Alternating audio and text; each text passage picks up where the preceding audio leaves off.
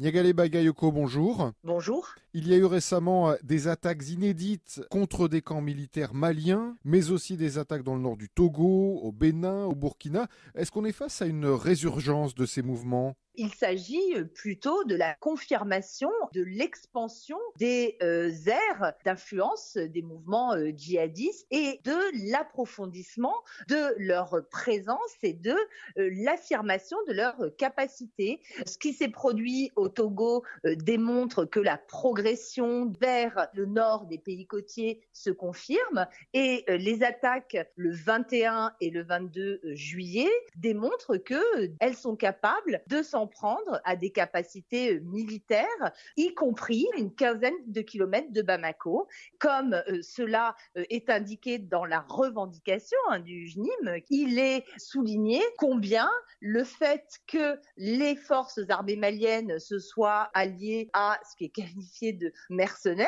donc c'est le groupe Wagner qui est pointé, ne va pas changer la doctrine du JNIM qui refuse toute alliance avec des partenaires étrangers, quels qu'ils soient. Et est-ce que cette contagion n'est pas finalement une nouvelle démonstration de l'impasse d'une stratégie militaire? Plus largement, une impasse de l'ensemble des moyens. Il ne faut pas oublier que la plupart des partenaires ont aussi mobilisé des moyens en termes de programmes de développement, d'appui à la gouvernance. Ceux-ci n'ont pas eu davantage de succès. La difficulté est que d'un côté, il est complètement irréaliste d'envisager lutter sans moyens militaires, mais la question est celle de la vision politique.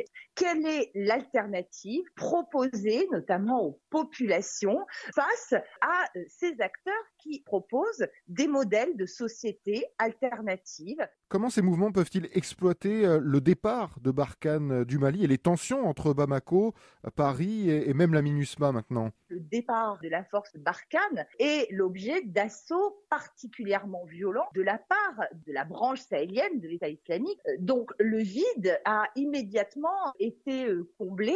La question est de savoir si la réarticulation du dispositif permettra d'apporter une réponse plus efficace et plus adaptée. Alors, justement, la France se réoriente vers le Niger.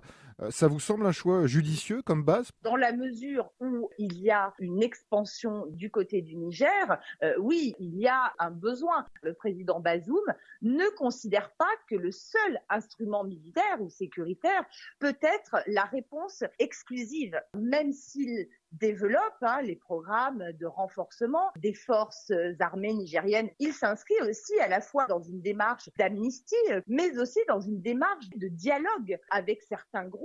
La nouvelle doctrine française, c'est l'efficacité dans la discrétion, mais aussi à distance. Est-ce que ça vous semble réaliste? L'enjeu pour la France n'est pas simplement de démontrer qu'elle est en mesure d'avoir une efficacité, il est aussi d'intervenir sans se heurter à l'hostilité des opinions publiques.